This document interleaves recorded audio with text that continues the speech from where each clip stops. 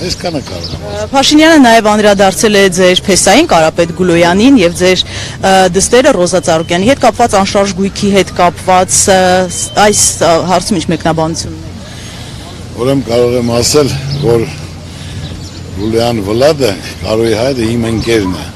որը գործարար մարդ, սաղ Հայաստանը ճանաչում է, մեծ գումարներ աշխատող ստեղծող, այդ ավել ռեկլամանել է, որն ասենք թե տունը պետականացրել են, ինչ որ իրենց ռեկլամում այդ ժողովուրդը դա չի ընդունում, ասենք թե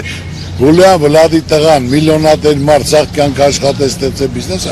աշխարհում եք, մի հատ տուն պետք է չունենա, կամ իմ աղջիկը տուն պետք է չունենա, տունը պետականացել, հազարավոր մարդկանց տներ եմ նվիրել, ինչի մասնա, ժողովուրդը էլ դրան չի հավատում, արդեն ռեալ իրականությունը ուզում, որ իր առօրյայում դասկա։ Ես կարող եմ ասել, որ այդ ամեն ինչը, որ այսօր Սեմզավոդից խոսեց, ես դա մասին ինձ դիմել էին, ասել էին, սենց բան ա ուզում անի, ես ասեմ կյանքում ես չեմ կարող իմ հայրենիքը փոխեմ ունեցվածքի հետ։ Օրինական կարել ենք, ամենից էլ այդտեղ մետքի 25 տարի անցել է նորեն հիշել, ինչի մասնախոս։ Արկերն ենք տալի ամեն ինչը տեղը։ Սա նշան է, որ արդեն նրանք զգալով, արդեն պատկերացնում են իրենց վերջ եկել, այս վիճակով ժողովուրդ չես կարող պահել։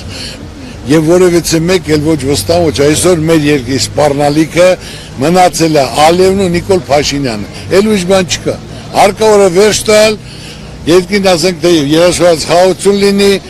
ժողովրդին ասենք ներդրումներ լինի, բարեկեցիկ կյանք, սա լինի, ինչ ասեմ կարամ այսօր գրեմ ստորագրեմ,